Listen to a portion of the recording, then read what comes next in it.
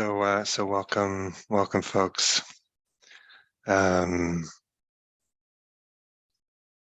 yeah, nice to be with you. I see the names over there. Um, let's uh, let's meditate.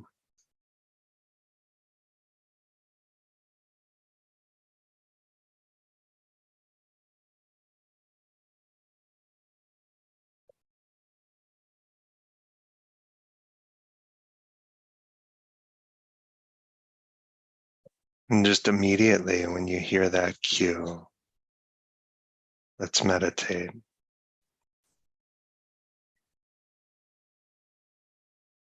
And just notice what you do to move from the mode of chatting with friends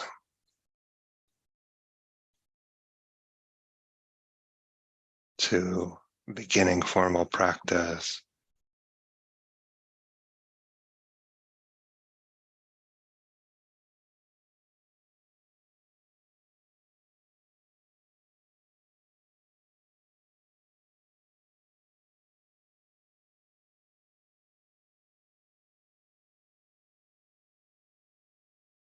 And maybe you do need to do some of the things you do, but maybe not others.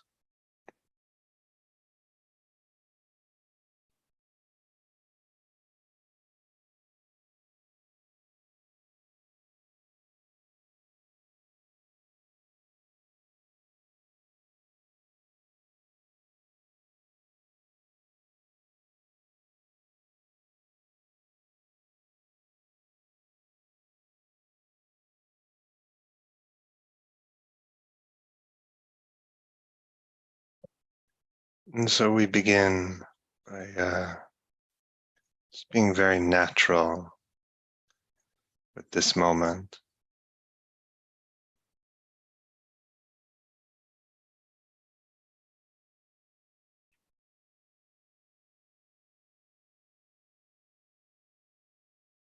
Not forcing us into some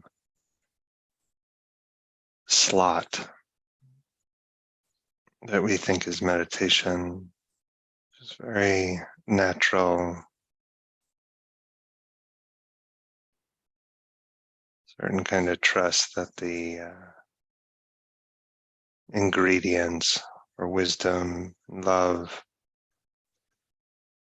are already here.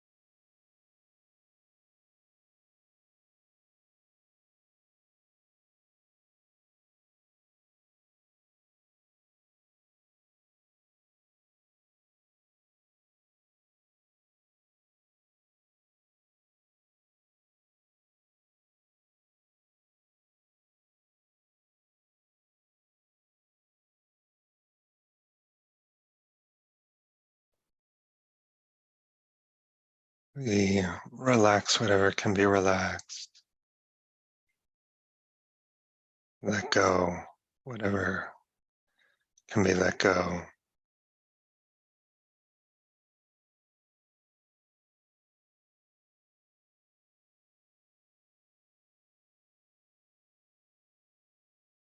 Our clinging necessitates a lot of agitation in our attention.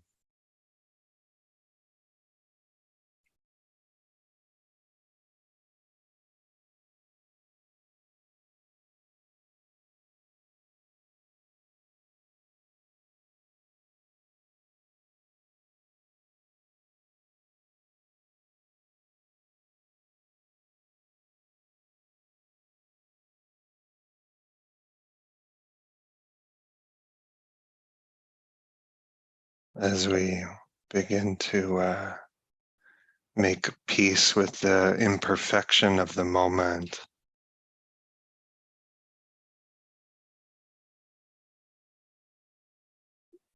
to not be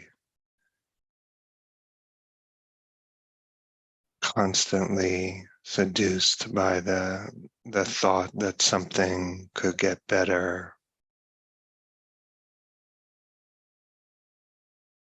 So we make this kind of peace, the attention system settles,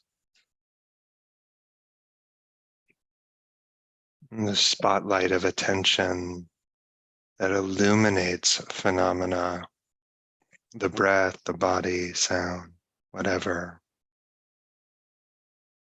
starts to glide more smoothly.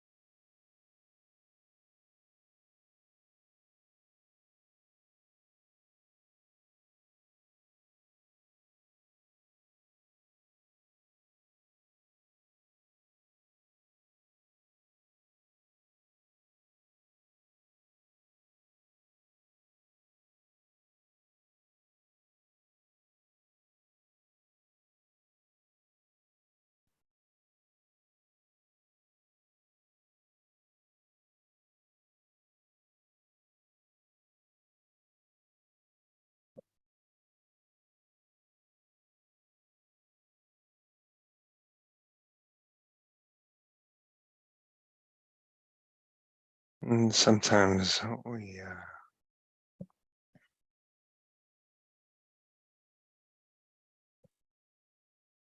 relinquish control even further, not even trying to direct the spotlight of attention anywhere.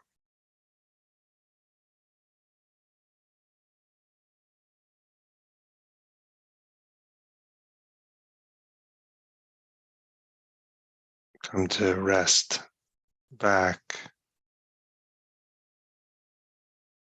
in awareness.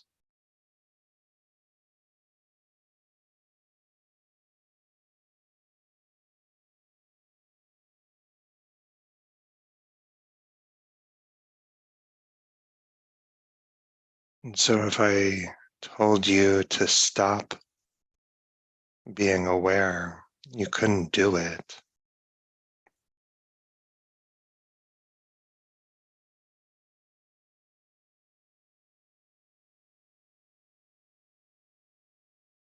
And whatever you cannot stop, rest there.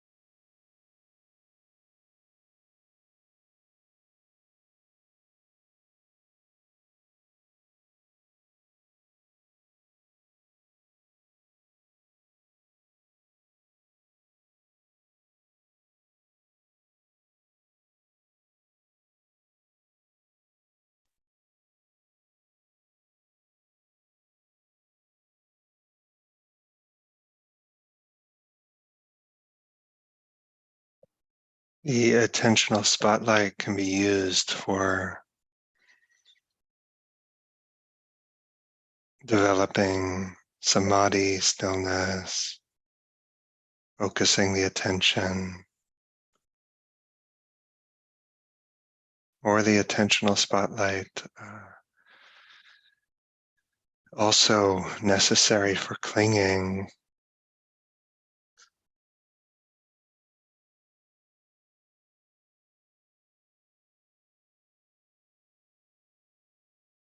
The awareness pointing to only ever let's go.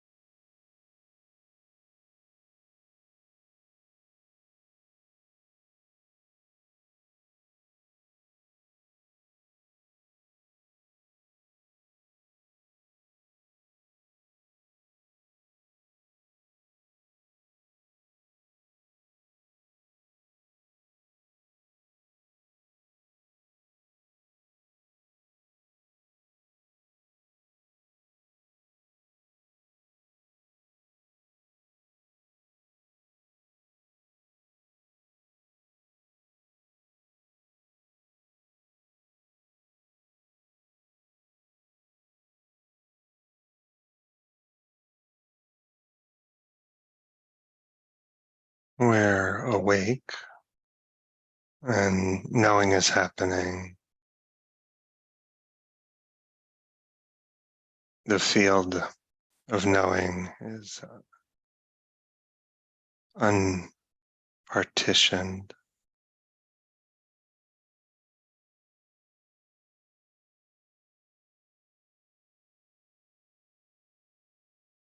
But the knowing doesn't feel like it depends on me.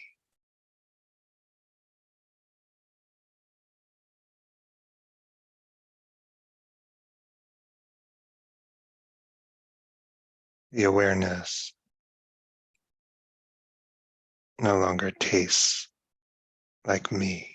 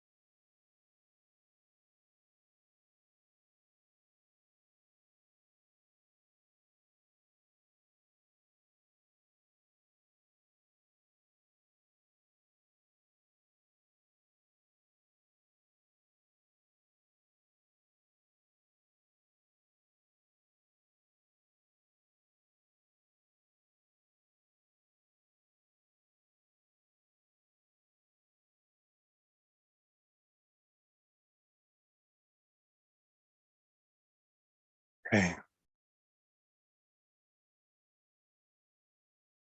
So, Dharma pleasures.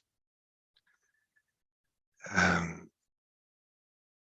we could have chose from many, but began with the pleasure of having a path, the pleasure of sourcing motivation from love, uh, purification, the pleasure of purification, the pleasure of tranquility, of turning the dial down, and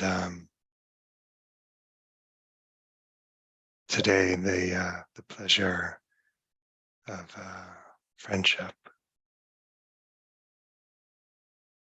A colleague of mine, Giselle Jones, who's couples, who does a lot of couples therapy, As a clinical social worker, she defines intimacy, and that she comes as a guest speaker in this UCLA undergraduate class for mindfulness, practice of science of mindfulness, and comes in each quarter and to give a lecture to the undergrads, and defines intimacy in that context as the willingness and the ability to see and be seen. The willingness and the ability to see and be seen. And I believe that we need to be seen at our best and our worst. Yeah. We need to be seen at our best and our worst. If we're only known in our strength, we might become arrogant or defensive. And if we're only known in our pain, we might become deflated. And so it feels important to be seen clearly, lovingly, in both our strength and our desperation.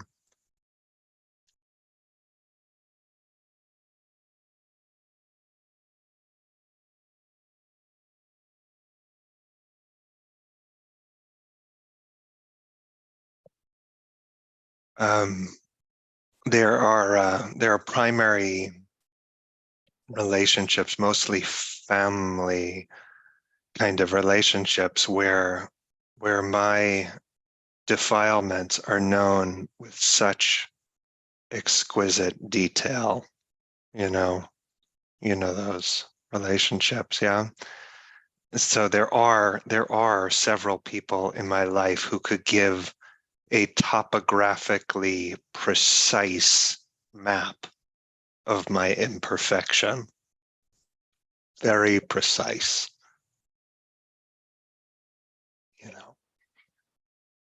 And it actually feels great to be known in that way. Yeah. Like if you aren't, it feels like you're hiding. That hurts. And so to be known in one's imperfection feels vital. But we also need to be known in our beauty. And sometimes loved ones do this, of course, but sometimes they're too close to see, or sometimes they may not know exactly what to look for. And so we have Kalyana Mitta, spiritual friends. And spiritual friends have many roles in our life, but one of them is to see the most beautiful parts in us. Yeah. That's part of the role of Sangha. Yeah, we say Sangha, this community of spiritual friends. Now, that does not mean that a spiritual friend is ignorant about our neurosis, but their attention is directed to goodness. Their attention's directed to goodness, and there's much pleasure in abiding with others in goodness. The poet Cannell said, sometimes it's necessary to reteach a thing its loveliness.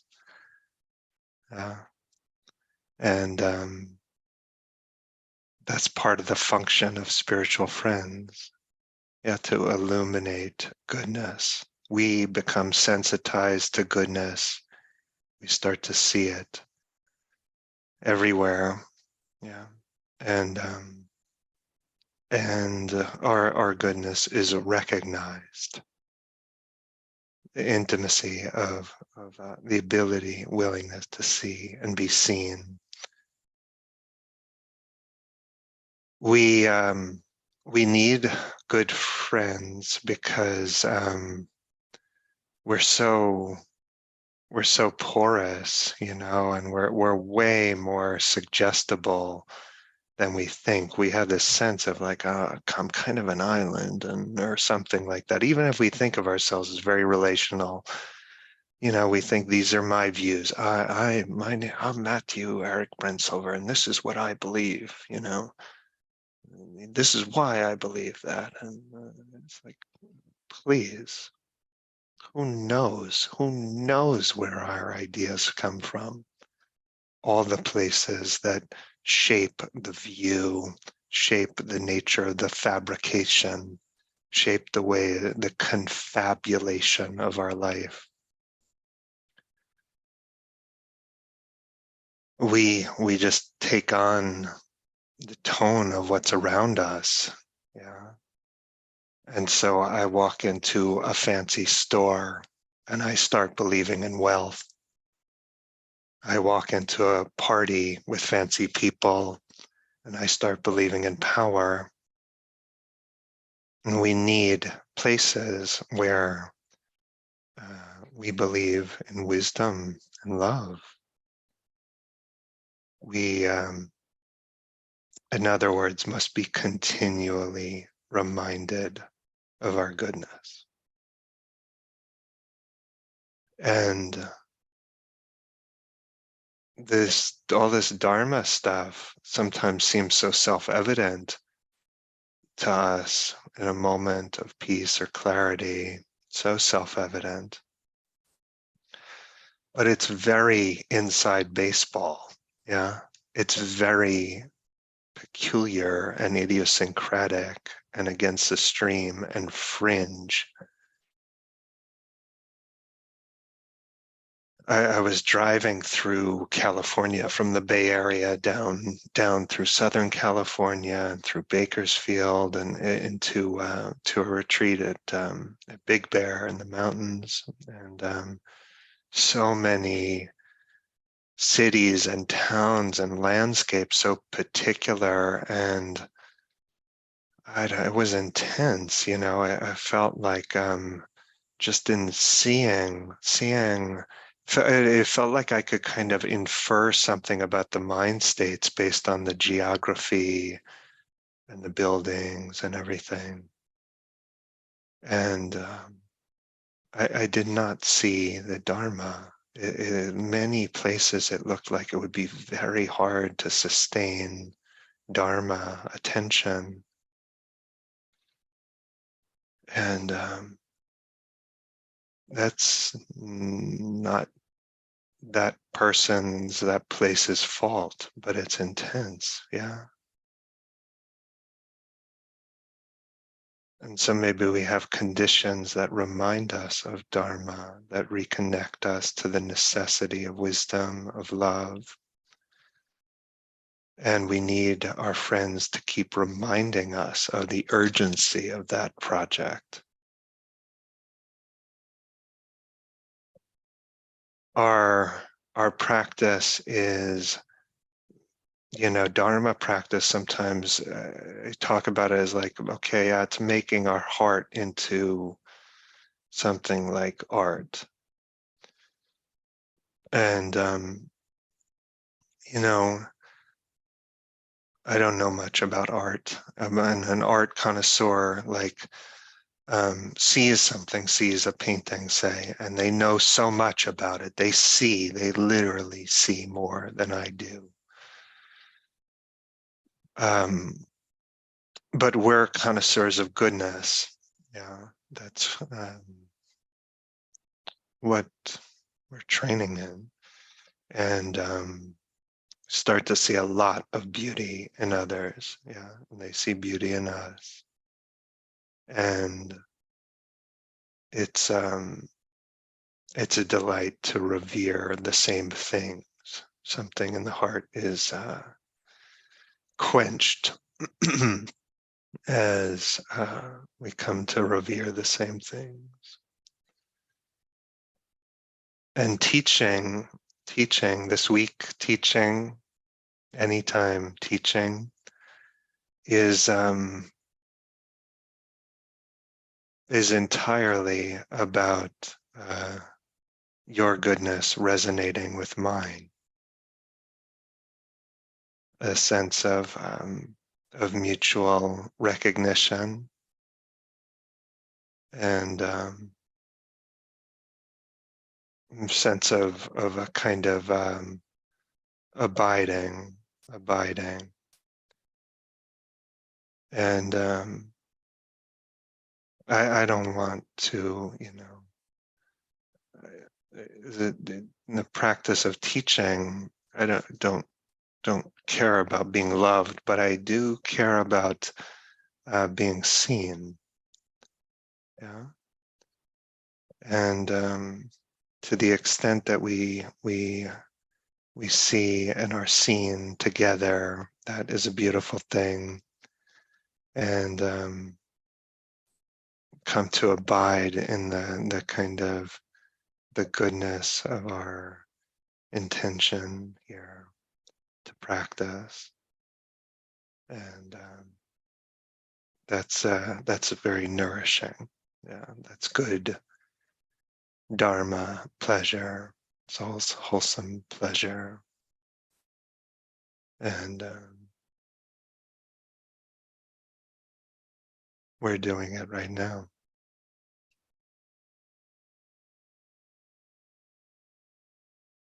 So yeah, thank you all. Uh, appreciate your wholehearted participation this week. Thank you for being being patient with me, and yeah, it's been lovely to be with you.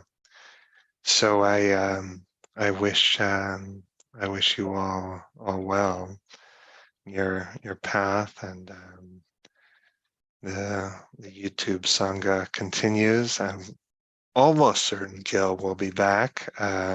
Pretty sure that's the schedule. He's finishing a 3-week retreat, which it's a beautiful thing too. So okay, we will we'll pause here, and thank you all. Thank you, Kevin, who editing talks, getting them posted to Dharma Seed, and yeah, other IMC volunteers, all volunteer. Very appreciative of the work that happens. So yeah, thank you all, and sweet to see these chats, and may we be well.